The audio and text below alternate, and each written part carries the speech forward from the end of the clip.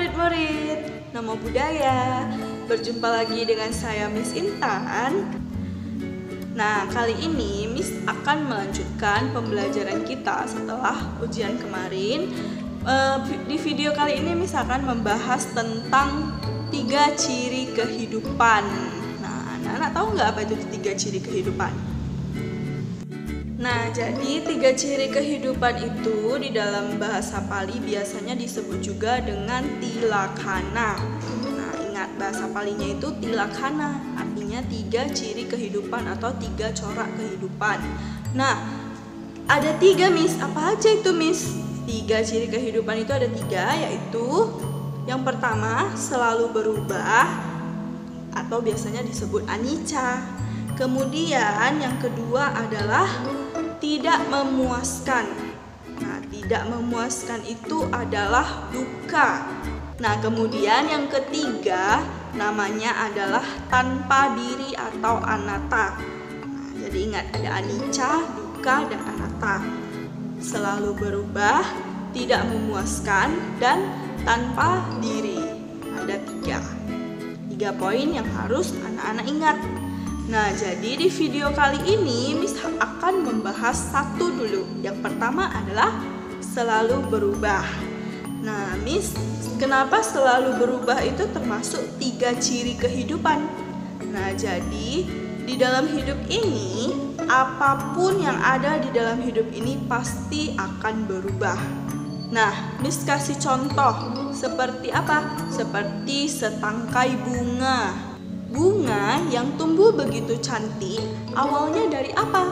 Dari biji. Dari biji-bijian tumbuh akar, kemudian tumbuh batang, setelah itu tumbuh daun dan juga bunga, kemudian ada buahnya. Nah, jadi semua itu dari hal yang kecil tumbuh menjadi hal yang besar. Nah, berubah kan? Dari biji berubah menjadi akar. Dari akar tumbuh lagi menjadi tangkai. Nah, berubah kan? Nah, setelah ada tangkai kemudian ada daun dan kemudian tumbuhlah bunga, kelopak bunga yang begitu cantik. Nah, itu awalnya dari apa? Dari sebuah biji. Nah, jadi anak-anak, sama seperti kita manusia, kehidupan kita ini juga berubah-ubah. Nah, Miss kasih contoh. Kamu ketika baru lahir bentuknya kecil atau besar? Nah, kecil kan? Ketika baru lahir tubuhmu begitu kecil, kamu masih bayi, belum bisa berbicara, belum bisa berjalan. Nah, kemudian ayah ibumu merawatmu, memberimu makan sampai kamu pun tumbuh menjadi seorang anak kecil. Nah, dari bayi kemudian bisa berbicara, bisa berjalan, bisa makan sendiri. Kemudian lama-lama juga bisa melakukan apa saja, bisa mengambil barang sesuka hati, bisa berlari-larian mau kemana saja, sampai umur 1 tahun, 2 tahun, 3 tahun, 4 tahun, 5 tahun, sampai kamu masuk sekolah. Nah, itu semua berubah enggak? Berubah dong, ya kan? Dari bayi tumbuh menjadi seorang anak-anak. Kemudian setelah jadi anak-anak kamu akan tumbuh menjadi remaja. Nah, setelah remaja kamu akan tumbuh menjadi orang dewasa. Nah, setelah jadi orang dewasa kamu akan menjadi orang tua. Nah, semua itu akan kita semua alami. Nah, jadi itu yang dinamakan selalu berubah. Benar nggak? Jadi kehidupan kita ini selalu berubah. Apapun yang terjadi, kita akan selalu berubah. Nah, anak-anak perlu ingat itu. Nah, jadi tidak bisa dielakkan lagi. Kamu yang sekarang kelas 5, sebentar lagi naik ke kelas 6. Nah, ya kan? Nah, setelah itu kamu akan naik ke SMP. Nah, semua itu tidak terasa. SMP, SMA, kemudian kuliah, kerja.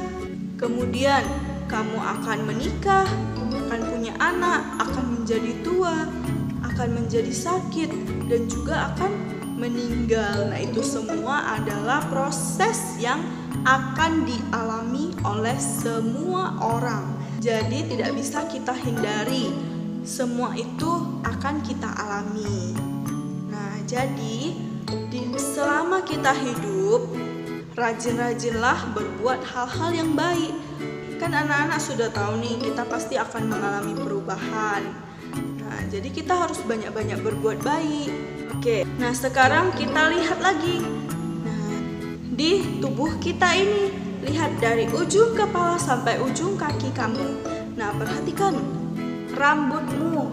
Nah, rambutmu yang tadinya pendek bisa berubah menjadi panjang. Bener nggak? Bener. Nah, jadi itu adalah hal yang wajar sebenarnya. Nah, kemudian apalagi? Misalnya, kamu orang yang sehat. Nah, tiba-tiba kamu terkena penyakit karena kelelahan, karena kecapean, karena terlalu sering main game misalnya. Nah, jadi sakit. Nah, itu juga hal yang wajar karena kehidupan ini akan selalu berubah. Nah, kemudian jika sakit harus diobati.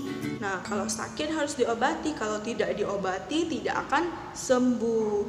Kalau tidak mau minum obat, jangan sakit. Nah, jadi kita juga harus menjaga kesehatan kita sendiri. Nah, ingat, segala sesuatu yang berlebihan itu tidak baik. Nah, belajar terlalu berlebihan juga tidak baik. Bermain terlalu berlebihan juga sangat tidak baik. Nah, jadi semua itu harus dibatasi. Selanjutnya, coba lihat perasaan kita. Semua manusia punya perasaan ya. Nah, kamu juga punya perasaan.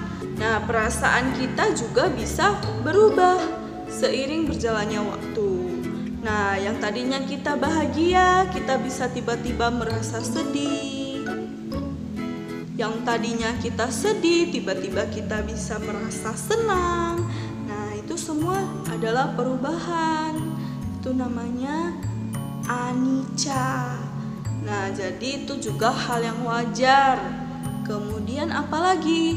Barang-barang yang kamu miliki. Nah, contohnya, kamu sekarang punya smartphone, kamu punya HP yang bisa kamu gunakan untuk belajar, untuk bermain, untuk chattingan. Nah, mungkin kamu punya.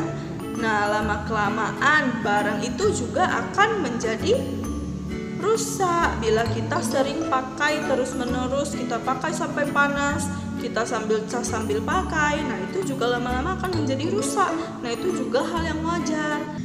Nah, apabila kamu tidak pandai-pandai menjaga barang yang kamu miliki, tidak pandai-pandai merawatnya, lama-lama barang itu juga akan rusak.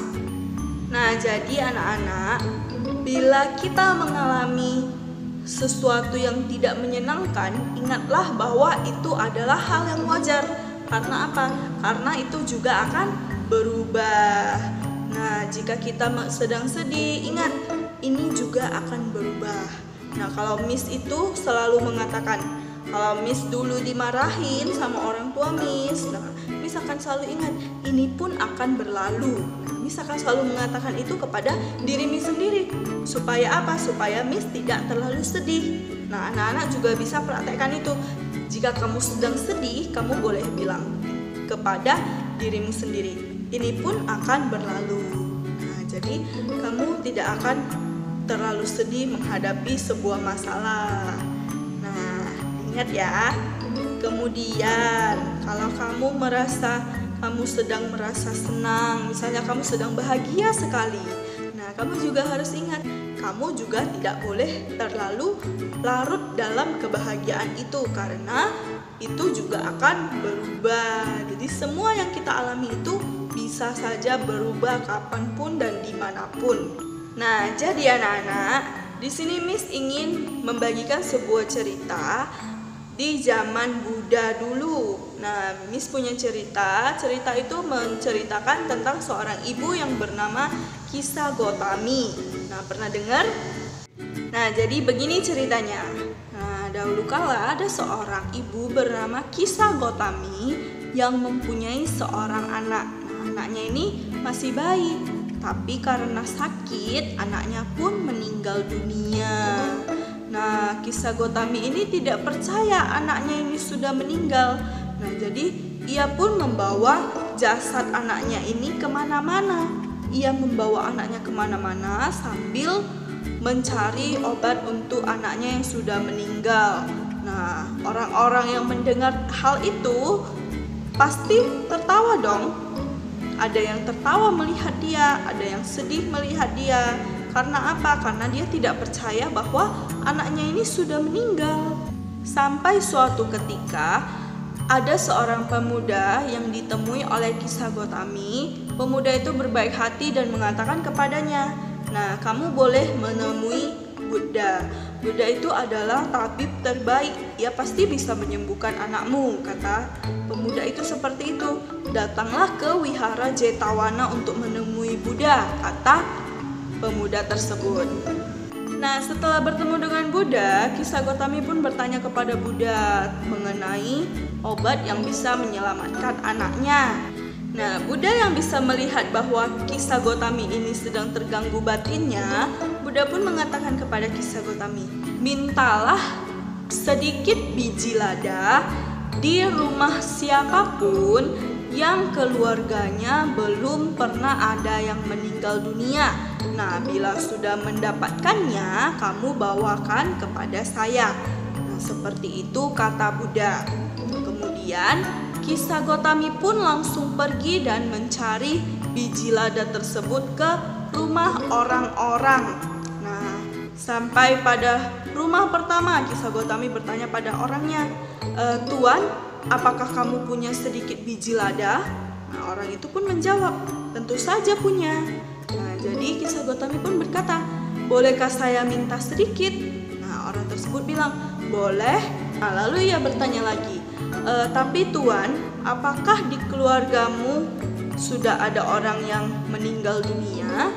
Nah, orang tersebut bilang, "Tentu saja ada. Siapa yang bisa ingat jumlah orang yang telah meninggal di keluarga ini?" Katanya seperti itu. Lalu Kisah Gotami pun menjawab, "Kalau begitu tidak jadi deh," katanya gitu. Nah, kemudian ia pun berpindah ke rumah-rumah yang lain, ke rumah yang kedua, yang ketiga, keempat, sampai seterusnya, sampai pada akhirnya Kisah Gotami pun sadar bahwa sebenarnya kematian itu akan dialami oleh setiap orang. Nah, kemudian setelah ia menyadari hal tersebut, ia pun segera membawa jenazah anaknya itu ke tempat pembuangan jenazah. Setelah itu, Kisah Gotami pun kembali menemui Buddha. Nah, Buddha pun bertanya, apakah ia telah berhasil menemukan biji lada tersebut?